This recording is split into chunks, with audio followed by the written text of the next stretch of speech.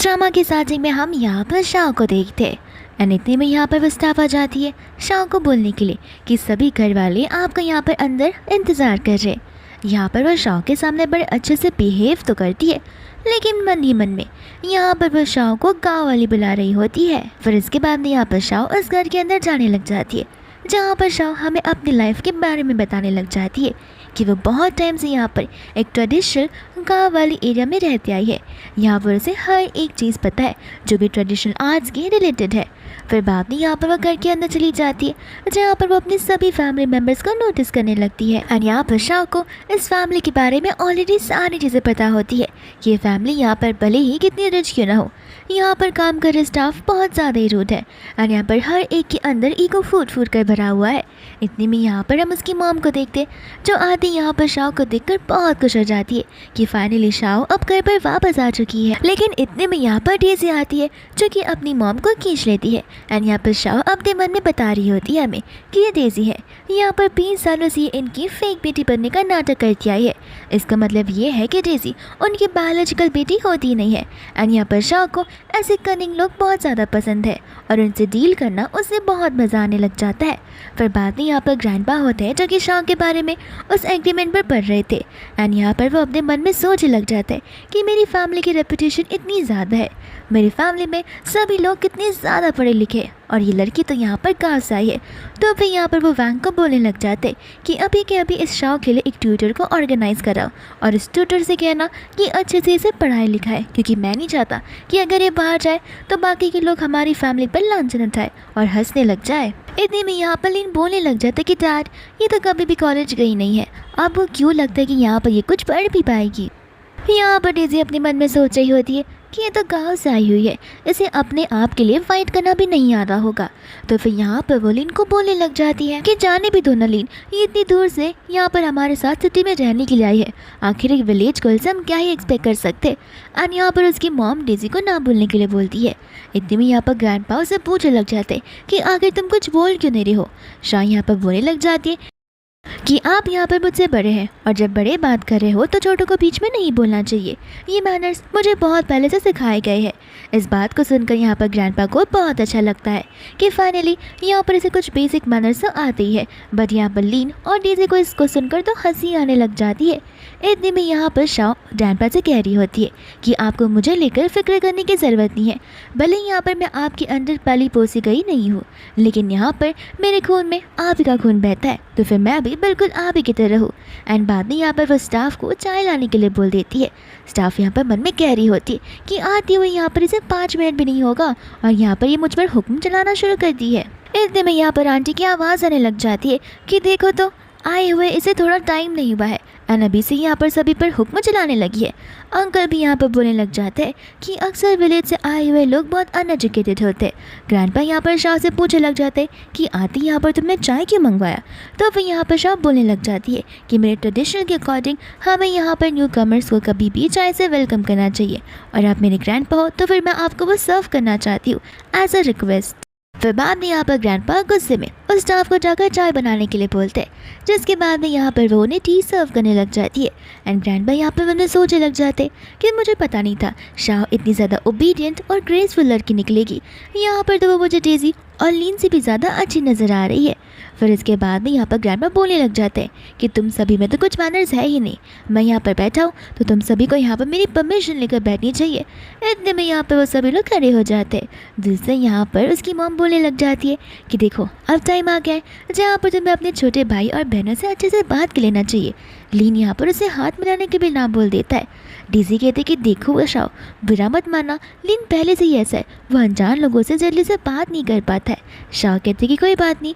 And daisy यहाँ पर मम्मा से पूछने लग जाती है कि अब तो यहाँ पर शाओ आ गई है तो फिर हम शाओ को सबसे ज़्यादा लव करेंगे ना। बट यहाँ पर मम्मा बोल रही होती कि नहीं, मैं तुम दोनों को इक्वली लव करूँगी। जहाँ पर डेज़ी को बहुत गुस्सा आ रहा होता है कि आखिर उसकी मॉम सिर्फ और सिर्फ अच्छी चीज़ यूज़ करनी चाहिए। इसके बाद में यहाँ पर शाओ उसकी मॉम का और अपनी बहन डेज़ी का हाथ मिलाने लग जाती है।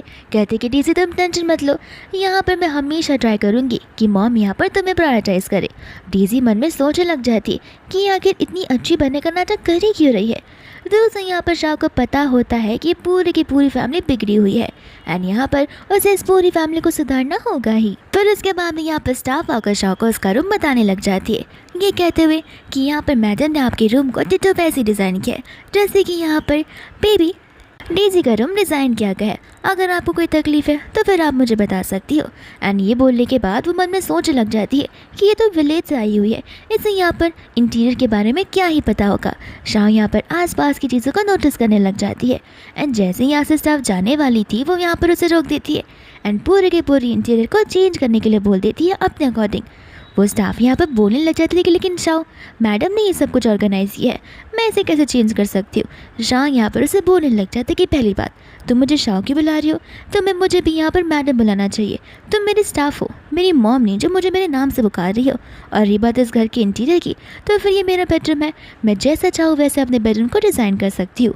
अगर तुम यहाँ पर तकलीफ़ देना नहीं चाहती हो तो मुझे बचा सकती हो, मैं यहाँ पर तुम्हें किसी और के साथ में रिप्लेस कर दूँगी। ये सुनते ही यहाँ पर स्टाफ को गुस्सा आ जाता है। वो कहते हैं कि नहीं मैडम, मेरा कहने का वो मतलब नहीं था, मैं यहाँ पर जल्द से जल्द रिनोवेशन का काम शुरू करवा दूँगी। स्टाफ के वहाँ से जाने के बाद लिसा यहाँ पर बोलने लग जाती है कि ये फैमिली कुछ ज़्यादा ही कॉम्प्लिकेटेड है। यहाँ पर हेड ऑफ द फैमिली वो ग्रैंडपा है, जहाँ पर सभी की सभी नज़रें उस ग्रैंडपा की प्रॉपर्टी पर ही है कि आखिर कब ग्रैंडपा मरेंगे और कब वो लोग उसकी प्रॉपर्टी को हड़प लेंगे। लेकिन मुझे यहाँ पर उन सभी को ठीक करना ही होगा। हालांकि मैं यहाँ पर इन फैमिली मेम्बर्स को जानती नहीं हूँ और इन मॉडर्न ज़माने को लेकर मैं यूज़ टू नहीं हूँ, लेकिन मैं इन सब के बारे में स्टडी करके जाऊँगी। बाद में यहाँ पर वो लेटेस्ट बुक्स को पढ़ने लग जाती है, उन्हें रिव्यू करने लग जाती है। यहाँ पर स्टाफ चुपके से उसे देख रही होती है एंड मन में सोचने लग जाती है कि हमें तो लगा था इसे पढ़ना लिखना नहीं आता होगा। एंड जाकर यहाँ पर वो चुगलीबाजी करने लग जाती है लीन और डेजी से। ये बात सुनकर यहाँ पर वो दोनों शौक हो जाते हैं। डेजी कहते हैं कि जाने भी दो ना, क्या पता यहाँ पर वो प्रैक्टिस कर रही हो और उसे लग रहा हो कि ग्रैंडपा यहाँ पर विलेज वाली लड़की को एक्सेप्ट नहीं करेंगे, इस वजह से यहाँ पर वो बेचारी मेरी बड़ी बहन इतनी मेहनत कर रही है। पर तुम टेंशन मत लो, ग्रैंडपा तो सिर्फ और सिर्फ यहाँ पर हमें रिकग्नाइज़ करने वाले हैं क्योंकि हम बहुत पहले से यहाँ पर ग्रैंडपा के साथ जुड़ रहे हैं एंड यहाँ पर तो वो हमें कंपटीशन भी नहीं दे पाएगी और मैं ऐसा मौका आने भी नहीं दूंगी। तो उसे बढ़ते बढ़ते यहाँ पर शाह को समझ आ जाता है कि यहाँ पर प्रॉपर्टी के विल कैसे जाते हैं। यहाँ पर सबसे पहले ग्रैंडपा के जो बच्चे होंगे वो प्रॉपर्टीज़ उन्हें मिलेंगी और उसके बाद में वो प्रॉपर्टीज़ पास ऑन होंगी उनके बच्चों को। एंड यहाँ पर पढ़ते पढ़ते वो सो जाती है, जहाँ पर सुबह हो जाती है एंड नेक्स्ट डे यहाँ पर हम उसकी टीचर को देखते हैं जो कि बड़ी ही अनमैनर्ड के साथ में वो उसके रूम में आ जाती है। कहती कि मैं तुम्हारी टीचर हूँ, अब मैं रोज़ यहाँ पर 9 बजे आऊँगी तुम्हें पढ़ाने के लिए, तो फिर तुम्हें रेडी होना होगा। यहाँ पर शाह से बोलने लग जाती है कि आखिर तुम किसकी परमिशन से मेरे बेडरूम के अंदर आई हो। वो टीचर कहते कि मुझे तुम्हारी परमिशन की ज़रूरत नहीं है, यहाँ पर मुझे ऑलरेडी ग्रैंडपा ने बुलाया हुआ है ताकि मैं यहाँ पर तुम्हें कुछ सिखा सकूँ। शाह से पूछने लग जाते कि आखिर तुम जैसी टीचर मुझे क्या ही सिखा सकती है। यहाँ पर वो टीचर उसे क्रिटिसाइज़ करने लग जाती है। कहती है वो क्या है ना, रिच लोगों के भी बहुत क्लास होते हैं, एलिगेंस होते हैं, जहाँ पर उनकी भी एक एक्टिविटीज़ होती है जो कि उन्हें as a rich people follow करनी होती है, जो कि तुम्हें नहीं आती होगी, वही मैं यहाँ पर तुम्हें सिखाने के लिए आई हूँ। शाह कहते कि तुम्हें देखकर तो नहीं लगता कि तुम्हें ये सब कुछ आता होगा, क्योंकि अगर तुम में मैनर्स होती है तो फिर तुम यहाँ पर नीचे इंतज़ार कर रही होती, मेरी स्टाफ से कहती, तब जाकर यहाँ पर मेरी स्टाफ आती, मुझसे परमिशन मांगती और मेरी परमिशन के तहत तुम मेरे बेडरूम में आ सकती हो। यहाँ पर उस टीचर का गुस्सा आ जाता है एंड वो उस पर चिल्लाने लग जाती है। तो फिर शाह यहाँ पर उसे साफ साफ कह देती है कि यहाँ पर तुम मेरी टीचर हो, तो मेरी मॉम नहीं हो जो कि तुम यहाँ पर मुझ पर इस तरीके से चिल्ला सको, और मैंने यहाँ पर कुछ गलत नहीं कहा है। अगर तुम्हें कुछ प्रॉब्लम है तो फिर तुम बोल सकती हो। एंड बाद में यहाँ पर वो उसे उंगली करने लग जाती है। वहाँ पर तो शाह को गुस्सा आ जाता है। वो कहती है कि तुम कौन होती हो मुझसे ऊंची आवाज़ में बात करने वाली और इस तरीके से मुझसे बिहेव करने वाली, मैं अभी यहाँ से तुम्हें फायर कर रही हूँ। फिर इसके बाद में यहाँ पर बैंक चिल्ला रहा होता है शाह पर कि आखिर तुम गुस्से में आकर अपनी टीचर को ऐसे कैसे भगा सकती हो। शाह यहाँ पर बोलने लग जाती है कि ये टीचर तो झूठी भी निकली, ऐसा कुछ हुआ ही नहीं था। यहाँ पर वो कह रहे होते कि मैं तुम्हारा फादर हूँ एंड यहाँ पर तुम मुझसे सामान लगाए जा रही हो, आखिर तुम अपने टीचर के साथ इतना डिसरिस्पेक्टफुली कैसे बात कर सकती हो। शाह यहाँ पर साफ साफ कह रही थी कि देखिए डैड, आप मेरे डैड हो इसलिए मैं आपको बस बता रही हूँ कि आपने जो पर्सन को हायर किया था वो अपने जॉब के लिए फिट बिल्कुल नहीं थी। अगर वो यहाँ पर मुझे मैनर्स सिखाने आई है तो फिर वो खुद उन मैनर्स को फॉलो करनी चाहिए। इस वजह से मैंने उसे फायर कर दिया। अंकल को यहाँ पर गुस्सा आ जाता है। वो कहते हैं कि तुम कौन होती हो मुझे ये सब कुछ सिखाने वाली। एंड यहाँ पर वो उसे थप्पड़ मारने वाले थे, जहाँ पर डेजी और लीन तो इस ड्रामे को बड़े मज़े से एंजॉय कर रहे थे, बड़े इतने में यहाँ पर ग्रैंडपा आ जाते हैं जो कि अपने बेटे को रोकने के लिए बोल देते हैं। ग्रैंडपा आकर यहाँ पर अपने बेटे वांग को चिल्लाने लग जाते हैं। वांग बोलता है कि डैड आप मेरी बात को समझने की कोशिश नहीं कर रहे। इसने यहाँ पर अपनी ट्यूटर को फायर कर दिया, वो भी पहले ही दिन पर। ग्रैंडपा कहते कि हाँ सही कहा उसने, अगर उसमें मैनर्स नहीं है तो फिर वो उसे मैनर्स क्यों ही सिखा सकती है। और ये बात तुम्हारी तो मुझे सचमुच लगता है कि तुम अपने काम यहाँ पर ढंग से नहीं करते हो, क्योंकि ऑलरेडी यहाँ पर तुमने 2 बड़े प्रोजेक्ट्स को फेल कर दिया है। दोस्तों यहाँ पर डेज़ी चली जाती है अपने डैड का साइड लेने के लिए। वो बोलते कि ग्रैंडपा जाने भी दीजिए ना, ऐसे भी यहाँ पर बहुत जल्दी बर्थडे पार्टी आने वाली है, तो फिर आपको बताइए वहाँ पर तो सिर्फ हम लोग जा सकते हैं। वांग बोलने लग जाता है कि हाँ हम वहाँ पर शाओ को लेकर नहीं जा सकते। एंड ग्रैंडपा यहाँ पर सोचने लग जाते हैं। यहाँ पर शाओ बोलने लग जाती है कि अब मैं यहाँ पर इस घर की सबसे बड़ी बेटी हूँ और मैं वापस फैमिली में आ चुकी हूँ, तो आपको नहीं लगता बाहर वाले लोग यहाँ पर हमारे बारे में बातें करने लग जाएंगे कि सभी लोग आए हैं लेकिन इसकी झूठ सबसे बड़ी डॉटर यहाँ पर आई ही नहीं है। ग्रैंडपा कहते कि सही कहा तुमने, यहाँ पर हम तुम्हें वहाँ पर ज़रूर लेकर जाएंगे। दूसरा यहाँ पर डेज़ी को गुस्सा आ जाता है।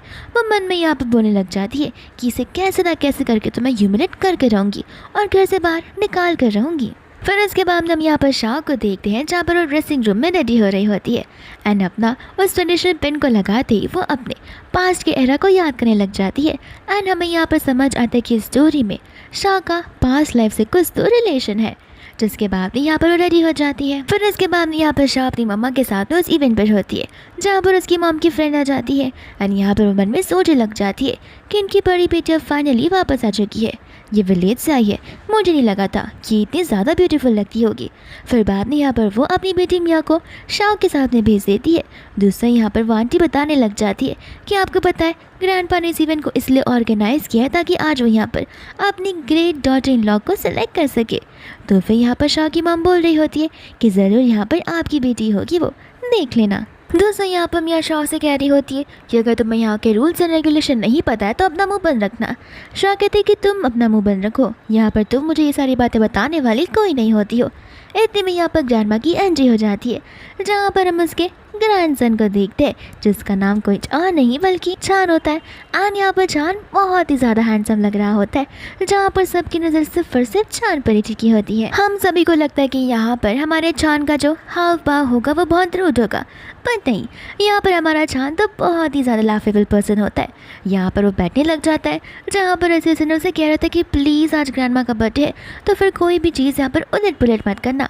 इतने में वहाँ पर मियाँ आ जाती है अपने आप को इंट्रोड्यूस करते हुए, जहाँ पर ग्रैंडमा को मियाँ ढंग से याद नहीं आ रही थी। तो मियाँ यहाँ पर अपनी मॉम का नाम बताने लग जाती है। ग्रैंडमा कहते हैं कि हाँ मुझे याद आ रहा है, तुम तो अपनी मॉम की तरह ब्यूटीफुल हो। चान यहाँ पे बोल देता है कि क्या ग्रैंडमा आप भी यहाँ पर बहुत ज़्यादा मजाक करती हो। और यहाँ पर मियाँ की बेइज्जती हो जाती है। फिर इसके बाद हम यहाँ पर डेज़ी के भी आते हुए देख लेते हैं। डेज़ी यहाँ पर बोलने लग जाती है कि लगता है यहाँ पर लीन ने कुछ ज़्यादा ही ड्रिंक कर लिया होगा, मैं जाकर लीन को बुलाकर आ जाती हूँ।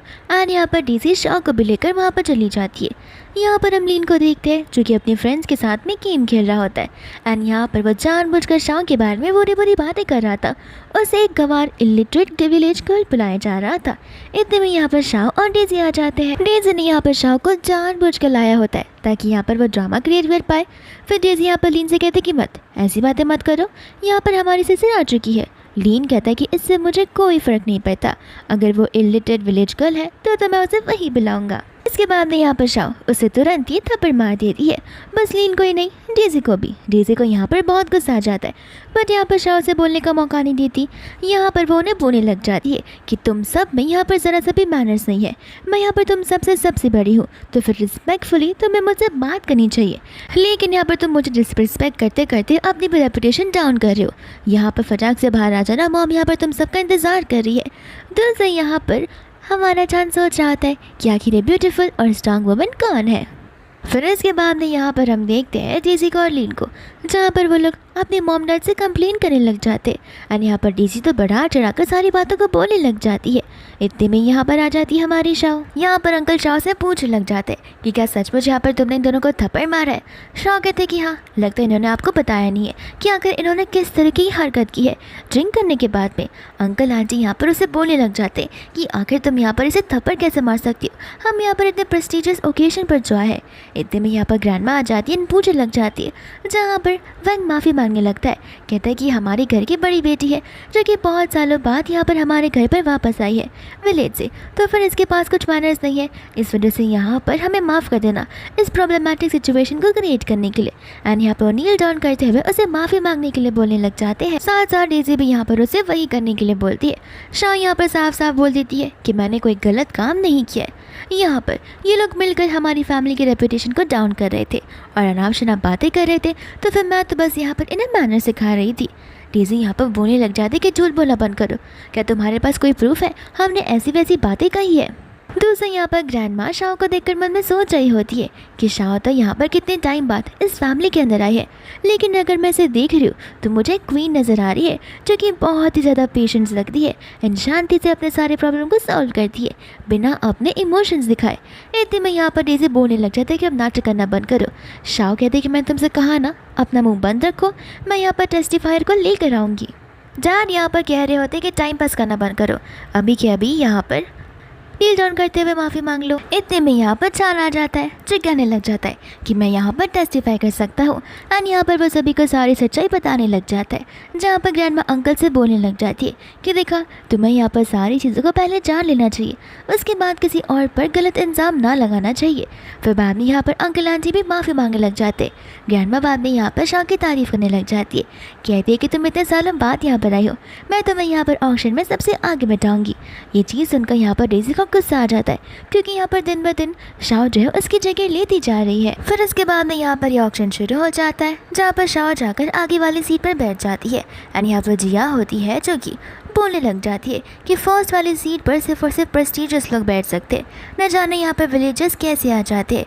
इतने में यहाँ पर डेज़ी आकर शाह को जिया के बारे में बताने लग जाती है एंड यहाँ पर डेज़ी को बहुत खुशी हो रही थी कि शाह यहाँ पर जिया के बाजू में बैठी है क्योंकि जिया बहुत नकचड़ी इंसान जो होती है। इतने में यहाँ पर शाह उसके हाथों में पहने हुए ब्रेसलेट का नोटिस करती है, तो फिर जिया यहाँ पर उस ब्रेसलेट की तारीफ़ करने लग जाती है कि वो कितना महंगा है। पर यहाँ पर शाह कहते हैं कि अफसोस की बात है कि ये ब्रेसलेट फेक है। ये सुनते यहाँ पर जिया को गुस्सा आ जाता है। सभी लोग यहाँ पर शाह को क्रिटिसाइज़ करने लग जाते, बट यहाँ पर शाह को ग्रैंड माँ बड़े प्यार से पूछती है कि क्या तुम हमें और डिस्क्राइब कर सकती हो और ऐसा तुम क्यों सोचती हो कि ये ब्रेसलेट फेक है। बाद में यहाँ पर शाह हिस्ट्री को लेकर आ जाती है एंड बताने लग जाती है कि आखिर प्रिंस ने किस तरीके से इस ब्रेसलेट को प्रिंसेस को दिया था एंड आगे जाकर प्रिंसेस क्वीन बन गई थी, जिसके बाद में यहाँ पर वो अपनी बेटी को ये ब्रेसलेट ट्रांसफ़र करती हुई आई है। यहाँ पर ग्रैंड माँ उसके रीज़न को सुनते हुए बहुत खुश हो जाती है, कहते हैं कि तुमने तो स्टोरी एकदम परफेक्टली बताई है। मेरे यहाँ पर भी लाइब्रेरी के अंदर मैंने ढेर सारी हिस्ट्री के बुक्स पढ़े हैं जिसमें से एक कहानी इस चीज़ की भी है। दूसरी यहाँ पर मियाँ कह रही होती है कि ये ब्रेसलेट फेक हो ही नहीं सकता है।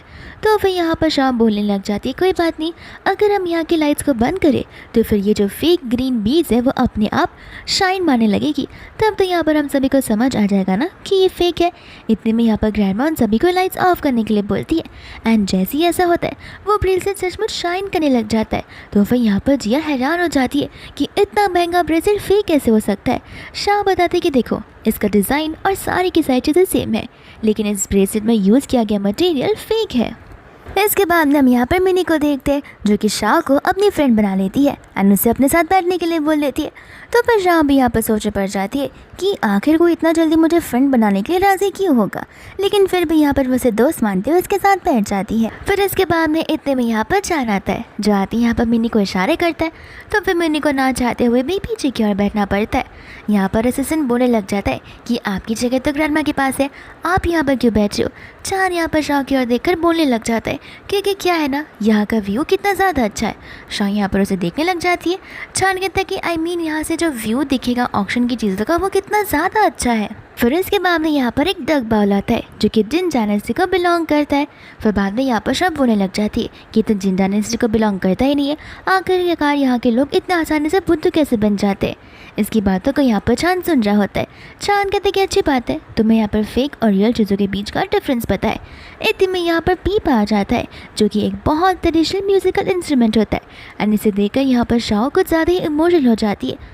फिर बाद में यहाँ पर वो हमें अपनी स्टोरी के बारे में बताने लग जाती है, जहाँ पर हमें पता चलता है कि आखिर शाह पास्ट लाइफ को कैसे कनेक्ट कर पा रही है, क्योंकि यहाँ पर शाओ जो होती है वो थेसिंग डायनेस्टी की क्वीन थी और वो ब्रेसलेट उसी का था जो कि यहाँ पर उसने अपनी फ्यूचर डॉटर्स को पास ऑन किया था।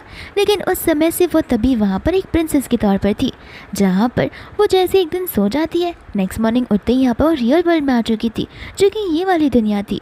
फिर हमें यहाँ पर पास का सीन भी बताया जाता है जहाँ पर शाओ उस पीपा को प्ले कर रही होती है एंड यहाँ पर उसकी मॉम आकर उसकी बड़ी तारीफ कर रही थी। फिर बाद में यहाँ पर वो पूछने लग जाती कि क्या मैं इसे प्ले कर सकती हूँ। सभी लोग यहाँ पर उसे क्रिटिसाइज करने लग जाते एंड कहते हैं कि गाँव से आई हो इसका मतलब ये नहीं कि इतना ज़्यादा झूठ बोलोगी। ग्रैंडमा यहाँ पर उसे समझाती है कि पीपा को प्ले करना बहुत ज़्यादा मुश्किल है, ये दिखने में बड़ा आसान लगता है लेकिन जब तुम इसे प्ले करोगी तब तुम्हें यहाँ पर इसके कॉर्ड्स और पिच समझ भी नहीं आएंगे। यहाँ पर शाओ दिल से पीपा को प्ले करना चाहती थी और अपनी पास्ट मेमोरीज को रीओपन करना चाहती थी।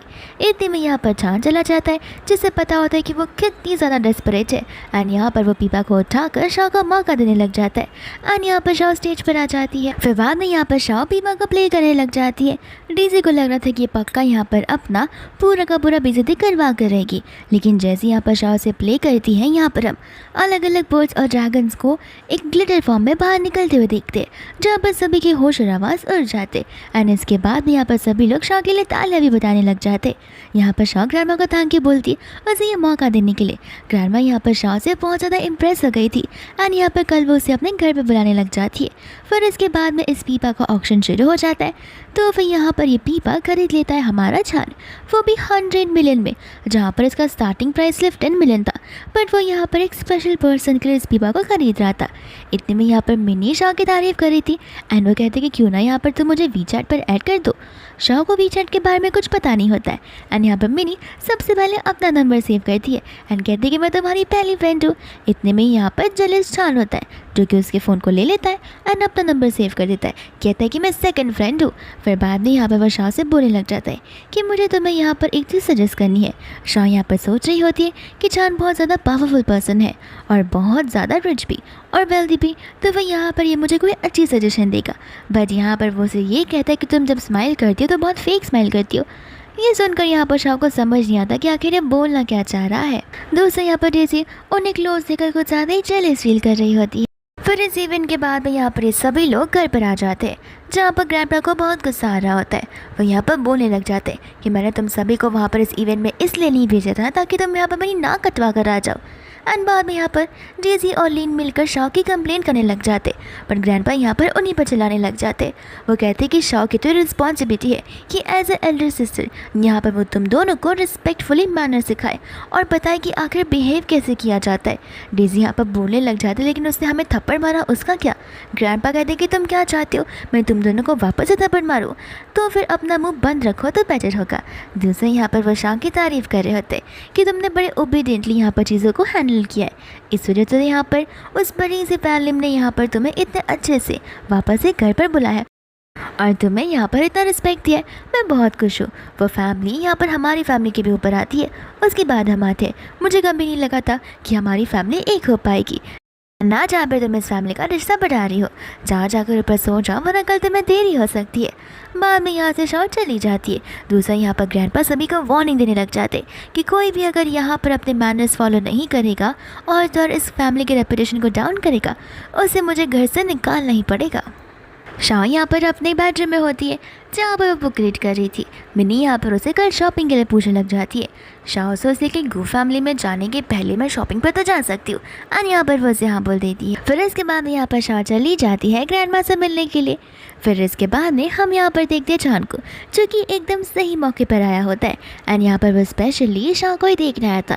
जैसे ही यहाँ पर वो ऊपर की ओर जाता है, वो वहाँ पर शाओ को पीपा प्ले करते हुए देखता है और उसे देखती रह जाता है। बाद में यहाँ पर उन्होंने एक दूसरे को देखकर स्माइल करने लग जाते। फिर बाद में यहाँ पर कुछ गपशप करने के बाद वो वापस घर जाने लग जाती है। ग्रैंडमा कहते कि आज मुझे तुमसे मिलकर बहुत अच्छा लगा, इन फ्यूचर तुम जब भी फ्री रहोगी तब यहाँ पर आ जाना। शाह कहते कि ये तो मेरे लिए बहुत अच्छी बात है, आप कभी भी मुझे बुलाएगा, मैं आपके लिए ज़रूर हाजिर हो जाऊँगी। फिर ग्रैंडमा यहाँ पर छान को अच्छे से शाह को ड्रॉप करने के लिए बोल देती है, जिसके बाद में यहाँ पर छान उसके लिए दरवाज़ा ओपन करने चला था, बट यहाँ पर शाह जाकर पीछे बैठने लग जाती है। छान कहते हैं कि तुमने क्या मुझे ड्राइवर समझ कर रखा है। वो कहते कि नहीं, मुझे पता है कि तुम कौन हो और आखिर मैं तुम्हें ड्राइवर क्यों ही समझूंगी। फिर बाद में जाकर यहाँ पर वो उसके साइड में बैठ जाती है। तो फिर वो उसके घर का एड्रेस पूछने लगता है, बट यहाँ पर वो एक मॉल का एड्रेस बनाती है। वो पूछता है कि तुम घर नहीं जा रही हो। वो कहती कि नहीं, मैं अपनी एक फ्रेंड को मिलने के लिए जा रही हूँ। तो फिर यहाँ पर चान को शक होने लग जाता है कि कहीं शाह यहाँ पर किसी को डेट तो नहीं कर रही है। फिर इसके बाद यहाँ पर वो उसके बहुत क्लोज आ जाता है एंड आकर बोलता है कि तुमने पीपा बहुत ब्यूटीफुली प्ले किया है। शाह कहते कि मेरे कान एकदम परफेक्ट है, तुम वहाँ बैठकर भी बोलते तो मुझे सेम सुनाई देता। फिर इसके बाद यहाँ पर वो मिनी से मिलती है, जहाँ पर मिनी बोलती है कि आज हम यहाँ पर ढेर सारी शॉपिंग्स करेंगे और फुल्ली इंजॉय करेंगे। फिर बाद में यहाँ पर वो उसकी पॉकेट मनी की लिमिट के बारे में पूछने लग जाती है। शाह को यहाँ पर कुछ पता नहीं होता।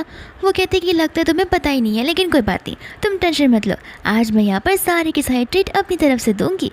शाह कहते कि थैंक यू, जैसे ही मेरी पॉकेट मनी आएगी मैं यहाँ पर तुम्हें ट्रीट दे दूँगी। मिनी कहती कि नहीं, हमारे बीच पैसे कभी नहीं आने चाहिए।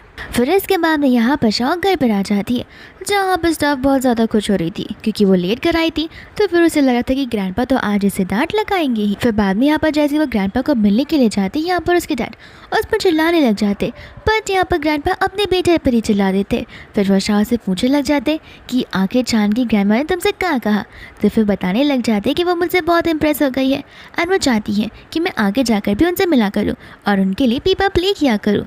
यहाँ पर ग्रैंडपा को बहुत खुशी हो रही थी कि अब ये दोनों फैमिलीज़ बहुत ज़्यादा ही क्लोज हो रहे, जिस वजह से यहाँ पर इस फैमिली को बहुत प्रॉफिट भी होने वाला है। इतने में यहाँ पर शाह बोलने लग जाती कि माफ़ कर देना, मुझे आने में देरी हो गई क्योंकि यहाँ पर मुझे मिनी का वेट करना पड़ रहा था कि जब तक उसकी कार आएगी उसके बाद ही। ग्रैंडपा को यहाँ पर कुछ समझ नहीं आता। वो कहते कि तुम अपनी कार में क्यों नहीं आई हो। शाह कहते कि मेरी कार, बट मेरे पास तो कोई कार है ही नहीं। एंड ग्रैंडपा को ये बात सुनकर बहुत गुस्सा आ जाता है एंड यहाँ पर वो अपने बेटे से पूछने लगते कि हमारी फैमिली इतनी गरीब हो गई है जो कि मेरी ग्रैंड डॉटर को यहाँ पर एक कार तक असाइन नहीं की गई है। यहाँ पर वैंग माफ़ी मांगने लग जाता है, कहता है कि मुझे लगा कि यहाँ पर डीजी ने या फिर मेरी वाइफ ने सब कुछ ऑर्गेनाइज कर दिया होगा, इस वजह से मैंने कुछ नहीं कहा। ग्रैंडपा बाद में यहाँ पर उसे सुनाने लग जाते एंड शाह के लिए यहाँ पर 5 लग्जरियस कार को ऑर्गेनाइज करने के लिए बोलते हैं, जिसके बाद में यहाँ पर शाह उनसे परमिशन मांगने लग जाती है कुछ पैसों को लेकर। ग्रैंडपा यहाँ पर पूछते कि क्यों, क्या हुआ, तुम्हें कुछ पैसों की नीड है या फिर तुम कुछ प्रॉब्लम में आ गई हो। शाह कहते कि मेरे पास यहाँ पर मंथली पॉकेट मनी नहीं है एंड मैंने मिनी से सुना कि हमें यहाँ पर पॉकेट मनी मिलती है। ये सुनकर ग्रैंडपा को और गुस्सा आ जाता है। वो यहाँ पर अपने बेटे से पूछने लग जाते कि क्या शाह के पास यहाँ पर गोल्डन कार्ड नहीं है। तो वह यहाँ पर वो माफ़ी मांगने लग जाता है, कहता है कि मुझे लगा था कि ऑलरेडी उसके पास चीज़ें होंगी इसलिए मैंने पूछी नहीं। ग्रैंडपा तो यहाँ पर अपने बेटे को सुना ही देते एंड शाह से माफ़ी मांगने लगते एंड कहते कि मैं तुम्हारी पॉकेट मनी डबल कर दूंगा, जो कि यहाँ पर 8 मिलियन होती है। ये सुनते ही यहाँ पर अंकल शॉक हो जाते एंड बोलने लग जाते कि इतना तो महीने में मैं भी नहीं कमाता रहूँगा। फिर शाह यहाँ पर ग्रैंडपा से बोलने लग जाती कि मैंने हिस्ट्री के सब्जेक्ट को कम्प्लीटली पढ़ लिया है एंड अब मैं यहाँ पर कुछ और चीज़ें पढ़ना चाहती हूँ, कुछ नई चीज़ें ट्राई करना चाहती हूँ जहाँ पर मेरा इनोवेशन हो सके। अंकल यहाँ पर बोलने लग जाते कि तुम कहाँ से आई हो, आखिर तुम क्या ही कर सकती हो। पर ग्रैंडपा वापस से अपने बेटे पर चिल्लाते, कहते कि तुम अपना मुंह बंद रखो, यहाँ पर मेरी ग्रैंड डॉटर कुछ सीखना चाहती है तो उसके सीखने के अकॉर्डिंग सारी चीज़ें ऑर्गेनाइज कर दो। फिर शाह यहाँ से जा रही होती है तो डेज़ी उसे रोक देती है। फिर इसके बाद में यहाँ पर वो उसे बोलने लग जाती है कि तुमने जानबूझकर ग्रैंडपा से कहा ना कि तुम्हारे पास पॉकेट मनी नहीं है ताकि तुम यहाँ पर उनसे एक्स्ट्रा पैसे ले पाओ। शाह कहते कि मैं तुम्हारी तरह नहीं हूँ, मेरे अंदर कुछ तो मैनर्स है एंड मुझे यहाँ पर पैसों की वैल्यू भी पता है। डेज़ी यहाँ पर उस पर चिल्लाने लग जाती है, कहते कि आखिर तुम कब तक यहाँ पर अच्छी बनने का ढोंग करती रहोगी, एक ना एक दिन यहाँ पर तुम्हारा रियल साइड सभी को समझ आ ही जाएगा। शाह कहते कि मैंने अभी तुमसे कहा मैं तुम्हारी जैसी नहीं हूँ, मैं जो भी हूँ वो रियल पर्सन हूँ और ऐसे भी तुम्हें एक्सेप्ट करना है तो करो, नहीं करना है तो इससे मुझे कुछ फ़र्क नहीं पड़ता। डेज़ी बोलते कि मैं तो तुम्हें इस घर से निकाल कर आऊँगी। शाह यहाँ से जा रही होती है जहाँ पर डेज़ी जानबूझकर सीढ़ियों से खुद ब खुद नीचे गिर जाती है, वो भी चिल्लाते हुए। फिर सभी लोग यहाँ पर उसे लेकर लिविंग एरिया में आ जाते एंड यहाँ पर वो बहुत उदास होकर बोलने लग जाती है कि मुझे जाकर मेरी सिस्टर शाह से माफ़ी मांगनी पड़ेगी, क्योंकि अगर मैंने उनसे माफ़ी नहीं मांगी तो वो वापस मुझे धकेल देंगी और शायद वो मुझे मार भी दे। फिर बाद में यहाँ पर अंकल आंटी और सभी लोग मिलकर शाह पर चिल्लाने लग जाते, कहते कि ज़रा सा गुस्से में तुम डेज़ी के साथ ये सब नहीं कर सकती हो, तुमने आगे ऐसा क्यों ही किया। शाह को यहाँ पर उनकी बातों को सुनकर अपनी पास्ट लाइफ के बारे में याद आने लग जाता है, जहाँ पर उसके डैड उसे छड़ी से बहुत मार रहे होते, क्योंकि ठीक ये सेम इंसिडेंट उसके साथ हुआ था, जहाँ पर उसकी सिस्टर साफ साफ झूठ बोल रही थी, बट यहाँ पर उसके डैड उसकी बातों को मानने के लिए रेडी नहीं थे। बट हाँ, उसकी मॉम यहाँ पर उस पर पूरा ट्रस्ट करती थी। फिर हम वापस से इस प्रेजेंट सीन में आ जाते जहाँ पर शाम मन में कह रही होती है कि यहाँ पर मॉम मुझे सपोर्ट किया करती थी, बट ये प्रेजेंट वाली मॉम मुझे नहीं लगता कि वो मेरी बात सुनने के लिए रेडी भी होंगी, तो फिर मुझे यहाँ पर बस सॉरी बोल देना चाहिए। एंड यहाँ पर वो उन्हें सॉरी बोलने लग जाती है, जहाँ पर डेज़ी का नाटक खत्म नहीं होता एंड यहाँ पर वो और भी ज़्यादा नाटक करने लग जाती है, जिसके बाद में यहाँ पर अंकल शाह पर और चिल्लाते हैं एंड इतने में यहाँ पर ग्रैंडपा आ जाते हैं। बाद में अंकल आंटी यहाँ पर उस इंसिडेंट के बारे में बताने लग जाते हैं। हाँ, कहते कि मुझसे जो कुछ भी हुआ गलती से हुआ, इसलिए मैं यहाँ पर माफ़ी मांग रही हूँ। अंकल यहाँ पर चिल्लाने लग जाते हैं, कहते कि माफ़ी मांगने से क्या होगा, मेरी बेटी का दर्द यहाँ पर कम तो नहीं हो जाएगा। एंड वो ग्रैंडपा से कहते अभी की अभी अपनी बेटी डेज़ी के लिए जस्टिस करने के लिए, लेकिन ग्रैंडपा यहाँ पर उन्हीं पर चिल्ला देते, कहते कि शाह ने कहा ना कि उससे गलती हो गई है और शाह ने माफ़ी भी मांग ली है, तो फिर तुम लोग इतना ज़्यादा क्यों नाटक कर रहे हो, जाओ जाकर डॉक्टर को बुला लो, सब कुछ ठीक हो जाएगा। फिर वो दोनों वहाँ से चले जाते हैं। दोस्तों यहाँ पर डेज़ी रो रही होती है एंड अपनी मम्मा से कह रही थी कि आपको मेरे लिए जस्टिस करना ही होगा। उसकी मॉम यहाँ पर बोलने लग जाती, लेकिन ग्रैंडपा ने कहा ना कि यहाँ पर उसने सॉरी बोल दिया, तो अब हम यहाँ पर कुछ भी नहीं बोल सकते। फिर उसके बाद में यहाँ पर शाह होती है अपने बेडरूम में। इतने में यहाँ पर उसे छान का टेक्स्ट आ जाता है। वो पूछने लग जाता है कि आखिर तुम नेक्स्ट टाइम यहाँ पर ग्रैंडपा से मिलने के लिए कब आ रही हो। शाह कहते कि इससे तुम्हें क्या मतलब है। वो कहते कि ऑब्वियसली मतलब है, मुझे यहाँ पर तुम्हें पिक करना पड़ेगा। वो कहते कि ज़रूरत नहीं है, असिस्टेंट यहाँ पर मुझे पिक कर लेगा। वो उससे बोलता है कि नहीं असिस्टेंट को तो बहुत काम है, मैं यहाँ पर फ्री बैठा हूँ तो फिर मैं तुम्हें पिक कर सकता हूँ। इसके बाद में यहाँ पर नेक्स्ट आ जाता है जहाँ पर शाह अपने ट्यूशन से वापस आ रही होती है, तो फिर सभी लोग यहाँ पर डिनर करने के लिए बैठने वाले थे। फिर बाद में यहाँ पर वो देखती है कि लीन के ढेर सारे फ्रेंड्स आए होते हैं जो कि यहाँ पर शाह को देखने के लिए आए थे कि आखिर वो कौन सी लड़की है जो यहाँ पर हमारी डेज़ी को नुकसान पहुँचा सकती है। इतने में यहाँ पर आंटी आ जाती है जो कि शाह को लेते हुए बाहर चली जाती है। कहती है कि मैं मानती हूँ तुम यहाँ पर कितने सालों बाद यहाँ पर आई हो, तो फिर तुम्हें शायद से अनसिक्योर फील हो गया होगा, लेकिन मैं यहाँ पर हमेशा तुम्हारे साथ हूँ। अगर तुम्हें कुछ शेयर करना हो तो तुम मुझे बता सकती हो। शाह को लग रहा होता है कि आंटी बहुत अच्छी है। दूसरा आंटी यहाँ पर अपने मन में सोच रही थी कि ये तो गाँव से आई हुई है, इससे यहाँ पर ब्रेन वॉश करना मेरे लिए कितना ज़्यादा आसान है। फिर इतने में यहाँ पर डेज़ी आ जाती है पूछने के लिए कि आखिर तुम दोनों यहाँ पर क्या बात कर रहे हो। आंटी कहते कि मैं बस यहाँ पर उसे समझा रही थी और तुम भी समझ लो कि अब से यहाँ पर शाह को तुम डिस्टर्ब मत किया करो और बिन मतलब को उसके साथ झगड़ा ना करो। डेज़ी यहाँ पर गुस्से में आकर शाह को सुनाने लग जाती है। इतने में यहाँ पर शाह उसके पास आने वाली थी तो वो जानबूझकर यहाँ पर छोटे से पॉइंट में खुद ब खुद चली जाती है और ऐसा नाटक करती कि जैसे उसके पैर यहाँ पर बहुत ज़्यादा फिसल रहे हो। उसका तो पूरा का पूरा बॉडी भी उस पानी के अंदर नहीं जा रहा था।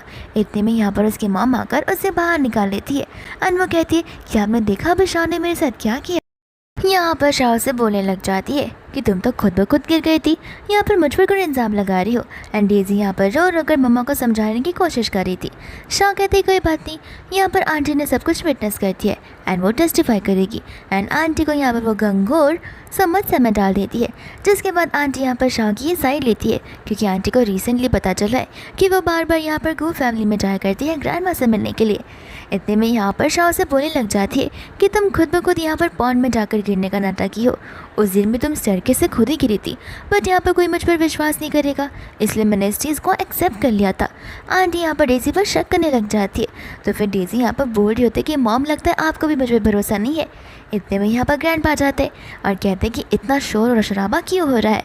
फिर यहाँ पर आंटी माफ़ी मांगने लग जाती है, ये कहते हुए कि डेज़ी गलती से यहाँ पर पॉन्ड में फिसल गई थी। ग्रैंडपा कहते हैं कि अब क्या मुझे तुम्हें चलना भी सिखाना पड़ेगा। एंड यहाँ पर से वो उसे चिल्लाकर जाने के लिए बोलने लग जाते हैं, जहाँ पर मम्मा यहाँ पर डेज़ी को लेकर चली जाती है। फिर उसके बाद में यहाँ पर नेक्स्ट डे शाह चली जाती है ग्रैंडमा से मिलने के लिए, लेकिन जैसे वो ऊपर जाती है वो यहाँ पर टॉवल में छान को देखती है, तो फिर वो तुरंत ही यहाँ पर अपनी आंखों को पलट लेती है एंड यहाँ पर मन में कह रही होती है कि एक मैन और वुमन इस तरीके से अकेले नहीं रह सकते। छान कहते कि तुम तो बड़ी बोल्ड पर्सन हो, तो फिर यहाँ पर तुम इतनी शर्मा क्यों रही हो। तिमी यहाँ पर ग्रैंडमा आ जाती है जो कि उसे हम सभी के साथ में लंच करने के लिए बोलने लग जाती है एंड यहाँ पर वो छान को कुछ कपड़े पहनने के लिए बोलती है। इसके बाद में यहाँ पर वो लोग लंच कर रहे होते, जहाँ पर ग्रैंडमा उसकी बहुत खातिरदारी कर रही थी। इतने में यहाँ पर वो छान को श्रिम्प्स को पील करने के लिए बोल देती है। छान यहाँ पर मौके का फ़ायदा उठाकर ग्रैंडमा के सामने यहाँ पर शाह को पूछने लग जाता है कि मुझे यहाँ पर मेरी कंपनी के ऑक्शन में जाना है जो कि बहुत ज़्यादा इंपॉर्टेंट है एंड मुझे लगता है कि तुम एक्सपर्ट हो, तो फिर मुझे यहाँ पर तुम्हारी ज़रूरत पड़ेगी एंड टेंशन मत लो, इसके बदले में मैं यहाँ पर तुम्हें रिवॉर्ड ज़रूर दूंगा। शाह को पता है कि वो जानबूझकर ग्रैंडमा के सामने पूछ रहा है ताकि मैं इसे ना ना ना कह पाओ। एंड यहाँ पर शाह को हाँ बोलना पड़ता है। वो कहता है कि ठीक है, मैं तुम्हें सैटरडे नाइट को पिक करने आ जाऊँगा। फिर इसके बाद में यहाँ पर शाह घर आ जाती है, जहाँ पर ग्रैंडपा उसे देखकर बहुत खुश हो जाते हैं और वो खुद यहाँ पर उसे फ्रूट्स खाने के लिए बोलते, यानी कि उसकी देखभाल कर रहे थे। और ये देखकर यहाँ पर डेज़ी को बहुत गुस्सा आ रहा था। बट इतने में यहाँ पर आंटी शाह पर चिल्लाती हुई आ जाती कि तुम्हारी हिम्मत कैसी हुई मुझे झूठ बोलने की। यहाँ पर किसी को कुछ समझ नहीं आ रहा था। आंटी उसे बोलने लग जाती है कि तुम्हारी वजह से यहाँ पर मैंने अपने सारे के सारे इन्वेस्टमेंट्स उस पर्टिकुलर कंपनी में डाल दिए थे, लेकिन वो कंपनी आज रात को ही बैंकरप्ट हो गई है। तुम्हें पता भी है कि मुझे कितना ज़्यादा लॉस हुआ है। शाह कहते कि मुझे समझ नहीं आ रहा कि आखिर आप कौन सी चीज़ के बारे में बात कर रही हो, क्योंकि मैं तो विलेज से आई हूँ ना, मुझे यहाँ पर शेयर्स और इन्वेस्टमेंट के बारे में क्या ही पता होगा। आंटी कहते कि कर लो जितना नाटक करना है। अब मैं यहाँ पर टेस्टिफाई करूँगी कि यहाँ पर डेज़ी को तुमने धक्का दिया था। डेज़ी यहाँ पर खुश हो जाती है और यहाँ पर बोलने लग जाते कि देखा, मैंने कहा था ना कि उससे मुझे पॉइंट में धक्का दिया है, मैं खुद ब खुद वहाँ पर नहीं गिरी हूँ। ग्रैंडपा यहाँ पर शाह से पूछने लगते। शाह कहते कि मुझे नहीं समझ में आ रहा कि आखिर वो क्या बोल रही है। यहाँ पर डैड भी बोलने लग जाते हैं कि हमें इस जैसी लड़की को घर पर तो रखना ही नहीं चाहिए। ऐसी अनमैरिड लड़कियों को तो हमें घर से बाहर निकाल देना चाहिए और अपने उन्हें फैमिली का हिस्सा भी नहीं मानना चाहिए। शाह यहाँ पर बाद में ग्रैंडपा को बताने लग जाती है कि कल आंटी यहाँ पर मुझे सीक्रेटली पूछ रही थी कि गू फैमिली में जाकर हमारे बीच में क्या बातें हुई है, एंड अगर मैंने उन्हें सब कुछ नहीं बताया तो फिर वो मुझे बहुत बुरी तरीके से पनिश करेंगी। तो फिर मैंने डर के मारे यहाँ पर आकर उनसे कुछ भी कह दिया था, जिसका मतलब तो मुझे खुद को नहीं पता था। पर इसके बाद में यहाँ पर आंटी कुछ बोल भी नहीं पाती है। ग्रैंडपा यहाँ पर अपनी बेटी से पूछने लग जाते कि क्या ये सब कुछ सच है, एंड यहाँ पर उसकी बोलती बंद हो जाती है। लेकिन बाद में यहाँ पर डैड बोलने लग जाते कि आखिर आपको यहाँ पर मेरी बात पर भरोसा करना होगा। उसने डेज़ी को यहाँ पर पॉइंट में धक्का दिया है, आखिर आप इस चीज़ को लेकर क्या बोलना चाहेंगे।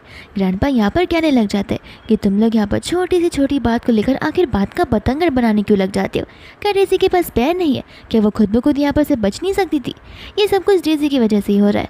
एंड बाद में यहाँ पर उन सभी पर चिल्लाते हुए वहाँ से चले जाते, ये कहते हुए कि शाह यहाँ पर मुझे सबसे ज़्यादा मैरिड लड़की लगती है और तुम सब मुझे निकम्मे लगने लगे हो।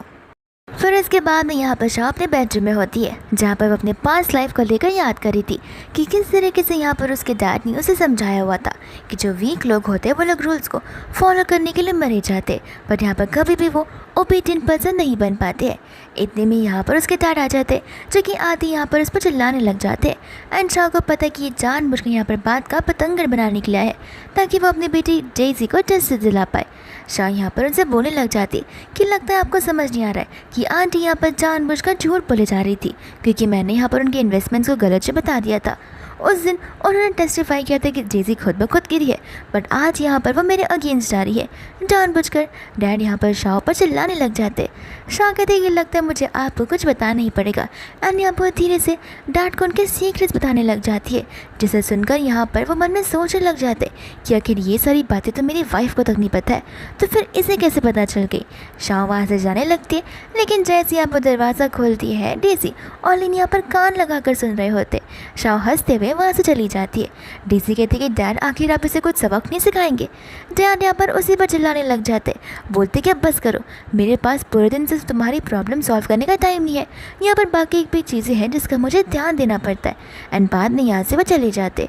डेज़ी को यहाँ पर यकीन नहीं होता कि उसके डैड उसी पर चिल्ला रहे हैं। फिर बाद में यहाँ पर चांद शाह से कह रहा होता है कि कल मैं यहाँ पर तुम्हें पिक करने के लिए आ जाऊँगा। शाह यहाँ पे मन में सोच रही होती है कि कब ये इंसान मेरा पीछा छोड़ेगा। फिर बाद में यहाँ पर वो लोग एक इवेंट में चले जाते हैं, जो कि वही ऑक्शन वाला होता है। एंड हम यहाँ पर न्यू कैरेक्टर शीन को देखते हैं, जो कि शाह को देखकर ऑलरेडी इरिटेट हो रही होती है। इसके बाद यहाँ पर चांद शीन को देखकर इरिटेट हो रहा था। दूसरी यहाँ पर शीन शाह को बताने लग जाते कि देखो, तुम अगर चांद से दूर रहो तो तुम्हारे लिए बेहतर होगा, क्योंकि ग्रैंडमा ने यहाँ पर मुझे चूज़ किया और मैं यहाँ पर चांद के फियांसे जी हूँ। शाह कहते कि अच्छा, ये रूमर्स यहाँ पर तुम खुद फैला रही हो या फिर कोई तुम्हारा साथ दे रहा है, क्योंकि ये बात तो मैंने यहाँ पर पहली बार सुनी है। शीन को यहाँ पर गुस्सा आ जाता है। वो उसे बोलने लगती है कि ये कोई रूमर्स नहीं है, आगे जाकर मेरी शादी चांद के साथ में फिक्स होने वाली है, तो फिर यहाँ पर मिस्ट्रेस बनने की चाहत मत रखना। शाह कहते कि देखो, मेरी आदत यहाँ पर ये सब काम करने के लिए नहीं है, लेकिन मुझे यहाँ पर ज़रूर नज़र आ रहा है कि तुम यहाँ पर डर रही हो कि कहीं यहाँ पर चांद मुझे ना चूज़ कर ले। शीन बाद में यहाँ पर गुस्सा आ जाती है और वो चली जाती है यहाँ पर शान के पास में। ये कहते कि तुम मेरी साइड नहीं लोगे। शान कहते कि क्यों, तुम छोटी सी बच्ची हो और मैं क्या तुम्हें यहाँ पर तुम्हारा डैड लगता हूँ। वह बात नहीं, यहाँ से वो शाह को लेकर चला जाता है, जहाँ पर शीन को तो बहुत गुस्सा आ रहा होता है। तो फिर यहाँ पर असिस्टेंट बताने लग जाता है कि अगर शाह से तुम पंगा ना लो तो बेटर होगा। वो यहाँ पर ही फैमिली को बिलोंग करती है और वो ही फैमिली की सबसे ज़्यादा मैरिड वाली लड़की है। फिर ये ऑक्शन ख़त्म हो जाता है। यहाँ पर शाह घर जाने वाली थी, जहाँ पर छान कहते कि मैं तुम्हें ड्रॉप कर आता हूँ, बट शाह कहती कि ज़रूरत नहीं है, मेरा ड्राइवर यहाँ पर मुझे पिक करने के लिए आ गया होगा। जिसके बाद यहाँ पर वो उसे हैंड शेक करना चाहता था, बट यहाँ पर शाह नर्वस फील कर रही होती है। लेकिन इतने में यहाँ पर वो हैंड शेक करने लग जाती है, जहाँ पर छान उसके बहुत क्लोज आ जाता है एंड कहते कि देख लेना, मैं यहाँ पर तुमसे वापस मिलूँगा। फिर उसके बाद में यहाँ पर वो घर पर आ जाती है, जहाँ पर हम डेज़ी को और उसकी मम्मा को देखते हैं। आंटी यहाँ पर बोलने लग जाती है कि देखो, लड़कियों को देर रात तक यहाँ पर बाहर नहीं रहना चाहिए। शाह कहते कि हाँ, मैं आपकी बात को समझ सकती हूँ, लेकिन मैं बस अपने आप को एक्सप्लेन करना चाहती हूँ कि मैं यहाँ पर सिर्फ अपने दोस्तों के साथ गई थी एक काम को लेकर, जिसके बारे में मैंने यहाँ पर ग्रैंडपा से ऑलरेडी बात कर ली थी। एंड आंटी यहाँ पर शादी की बात तो करने लग जाती है। शाह कहते कि सही कहा, एक टाइम बाद यहाँ पर लड़कियों को शादी कर लेनी चाहिए।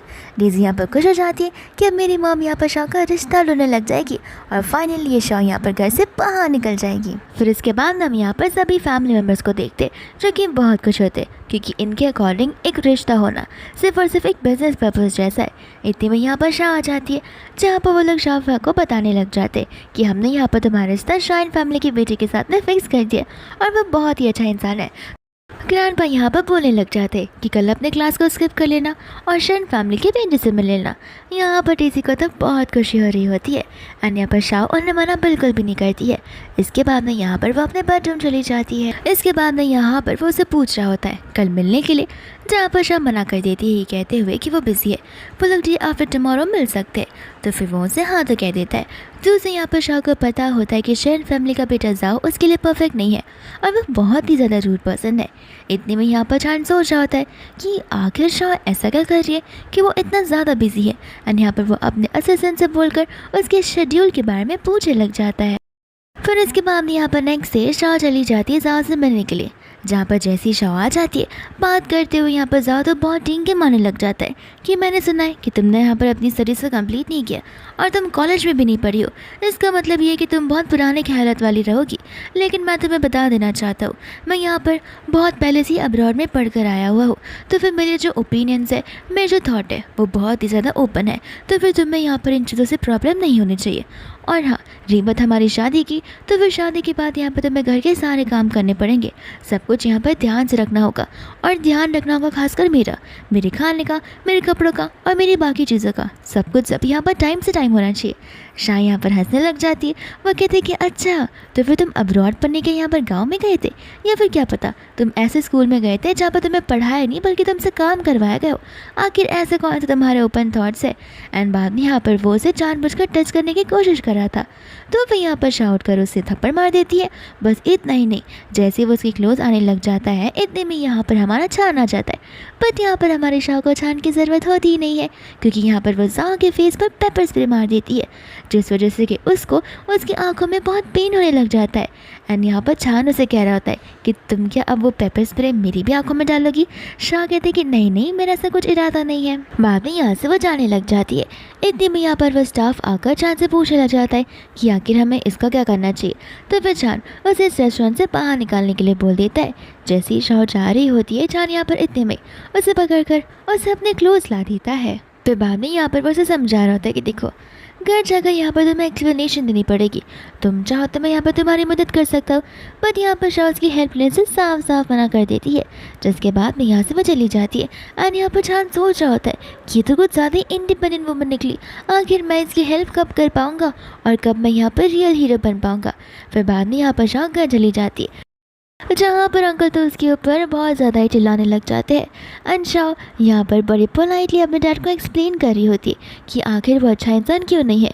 इतने में यहाँ पर डीसी आती है, जो कि शाह से कहती है कि ज़रूर तुमने यहाँ पर गुस्से में आकर इन सारी चीज़ों को स्पॉइल कर दिया होगा। तुम्हें अपने गुस्से पर काबू करना चाहिए। तुम्हें पता नहीं है कि यहाँ पर उस फैमिली की वजह से हमारी फैमिली के बिजनेस में कितना ज़्यादा बूस्ट हो सकता है। साथ साथ यहाँ पर उसकी मॉम आकर भी उसे समझाने लग जाती है। शाह यहाँ पर उन सबसे माफ़ी मांगती है, कहती है कि मुझे नहीं लगता कि वो इंसान मेरे लिए सूटेबल है, भले ही यहाँ पर उसमें एक कमियाँ क्यों ना हो, लेकिन मैं ऐसे पर्सन के साथ अपनी लाइफ स्पेंड नहीं कर सकती हूँ। लेकिन मैं मानती हूँ कि मैंने यहाँ पर आप दोनों को डिसअपॉइंट ज़रूर किया है, तो फिर आप मुझे एक और चांस देकर देखिए, मैं यहाँ पर बड़े अच्छे से परफॉर्म करूँगी। एंड यहाँ पर आंटी उसके आंसर को सुनकर खुश हो जाती है। फिर इसके बाद में यहाँ पर लीन आ जाता है, जो आती यहाँ पर शाह को होटल रूम में जाने के लिए बोल देता है कि यहाँ पर जाकर तुम सेकंड पर्सन से मिल लोगी और इस बात को स्पॉइल मत करना। शाह कहते कि देखो, मैं तुम्हारी बहन जैसी हूँ, तो फिर मैं यहाँ पर तुम्हारा बुरा नहीं चाहती हूँ। मुझे पता है कि यहाँ पर तुम्हारी नज़र ग्रैंडपा की प्रॉपर्टीज़ के ऊपर है, लेकिन तुम भी एक बार सोच कर देखो, यहाँ पर मेरी तो शादी हो जाएगी, जिसके बाद में यहाँ पर सबसे पहले प्रॉपर्टी पास ऑन होगी तुम्हारे मॉम डैड को, तुम्हारे अंकल आंटी को, और उसके बाद में तुम्हारे मॉम डैड के पास कुछ बचा कुचा होगा, तब जाकर यहाँ पर वो लोग पास ऑन कर देंगे डेजी को। और तुम्हें लगता है कि एज ए मैन यहाँ पर तुम्हारे पास कुछ आ पाएगा? लीन यहाँ पर सोच पड़ जाता है एंड बाद में यहाँ पर नीचे जाता है, जहाँ पर वो डेजी के साथ तो झगड़ भी लेता है। एंड यहाँ पर शाह ऊपर से इस ड्रामे को देखकर बड़ी खुश हो जाती है, क्योंकि यहाँ पर उसका पहला मिशन कंप्लीट हो गया था, जहाँ पर उसे भाई बहन के बीच में एक चिंगारी लगाकर झगड़े को क्रिएट करना था। फिर इसके बाद हम यहाँ पर उनके घर का सीन देखते हैं, जहाँ पर मियाँ और उसकी मम्मा गई होती है, लेकिन यहाँ पर शाह की मम बता रही थी कि शाह एक बार फिर से ब्लाइंड डेट पर जाएगी, जहाँ पर शाह ने कहा कि सब कुछ एकदम परफेक्टली होगा। इतने में यहाँ पर मिनी मिलने के लिए आ जाती है, तो फिर शाह और मिनी बैकयार्ड में चले जाते एंड यहाँ पर मियाँ उनका पीछा करते हुए वहीं पर आ जाती है, जिसके बाद में यहाँ पर वो उनकी बातों को सुन रही थी और उन्हें चुपके से देख रही थी। मिनी यहाँ पर शाह को एक परफ्यूम देती है, जिसके बाद वो उसे बताने लग जाती है कि जैसे इस परफ्यूम को तुम यहाँ पर अपने रूम में छिड़कोगी, यहाँ पर कोई भी मैन रेजिस्ट नहीं कर पाएगा। तो फिर इस बात को सुनकर यहाँ पर मियाँ तो हैरान हो जाती है, उसे नहीं पता था कि शाह यहाँ पर ऐसी निकलेगी। फिर इसके बाद में यहाँ पर शाह चली जाती है उस परफ्यूम को लेकर उस वेट्रेस के पास में, एंड यहाँ पर वो उसे कहती है कि मिस्टर जाओ के रूम में इसे रख देना। जिसके बाद हम यहाँ पर देखते हैं मियाँ को लग रहा था कि छान वहाँ पर होगा, तो फिर यहाँ पर वो जानबूझकर उस वेट्रेस से उस की कार्ड को ले लेती है एंड बाद में यहाँ पर वो उस रूम के अंदर चली जाने लगती है। इतने में यहाँ पर असिस्टेंट नाका छान को बताने लग जाता है कि हमने अभी अभी सुना है कि मैडम यहाँ पर उस जाओ के पास से वापस जाने वाली है, तो फिर वो उसे ढूंढते हुए उस होटल रूम में आ जाता है। दूसरे हम यहाँ पर मियाँ को देखते जो कि सारे के सारे प्रिपरेशंस कर रखी हुई थी एंड हमें यहाँ पर पता चलता है कि सब कुछ यहाँ पर शाह के प्लान का हिस्सा होता है। एंड जाकर यहाँ पर वो जाओ को छान समझते हुए उसके साथ मेक आउट करना शुरू करने लग जाती है। इतनी में यहाँ पर वो उसे ऐसे देखकर शॉक हो जाती है। फिर साथ ही साथ यहाँ पर केक लेकर शाह आ रही थी, जो कि ये सारी चीज़ों को रिकॉर्ड कर लेती है। असल में यहाँ पर शाह का प्लान होता है कि वो जाओ के लिए एक सॉरी प्रिपेयर करेगी, जो कि बहुत अच्छा होगा एंड वो उस चीज़ को रिकॉर्ड भी करेगी। लेकिन साथ साथ यहाँ पर बैकएंड वाला सीन बताया जाता है, जहाँ पर उसने मिनी से झूठ बोलने के लिए कहा था कि ये छान के लिए, पर ये असल में यहाँ पर जाओ के लिए होता है। एंड यहाँ पर जाओ का काली करतूत यहाँ पर सभी को पता चल जाता है। फिर बाद में यहाँ पर शाह नाटक करने लग जाती है कि यहाँ पर जाओ के साथ में मेरी शादी होने वाली थी, बट तुम्हारी वजह से सब कुछ डिस्ट्रॉय हो गया है। मियाँ कहते कि तुमने जानबूझकर ये सब कुछ किया, बट यहाँ पर शाह अपनी गलती को एक्सेप्ट नहीं करती। इतने में यहाँ से वो सभी लोग जाने लग जाते, जहाँ पर आ जाता है छान। यहाँ पर शाह से कह रही होती कि तुम हर बार ऐसे सिचुएशन में आ कैसे जाते हो। इतने में यहाँ पर मिनी आ जाती है, जहाँ पर वहाँ से छान चला जाता है, क्योंकि उसे पता होता है, शाह को अच्छे से पता है कि कौन सी सिचुएशन में उसे क्या करना है।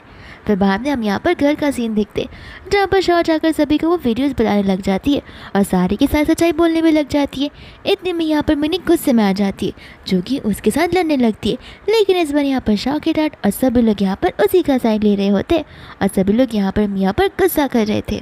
फिर इसके बाद में यहाँ पर शाह घर पर होती है, जहाँ पर छान उसे नेक्स्ट डे मिलने के लिए पूछा था। शाह मना करने लग जाती है, ये कहते हुए कि वो मिनी के साथ में एक वाइन टेस्टिंग कंपटीशन में जाने वाली है। तो फिर वो लोग यहाँ पर उस ओकेजन पर आ जाते हैं, जहाँ पर छान भी आ जाता है। साथ साथ हम यहाँ पर जिया, डेजी और सभी लोगों को देखने लग जाते हैं। फिर बाद में यहाँ पर जिया सभी को फेवरेट वाइन्स के बारे में बताने लग जाती है। फिर बाद में यहाँ पर डेजी और जिया आपस में बात कर रहे थे, जहाँ पर डेजी जिया को वार्निंग दे रही होती है कि यहाँ पर मेरी बहन शाह तुम्हारे छान को छीन कर लेकर चली जाएगी।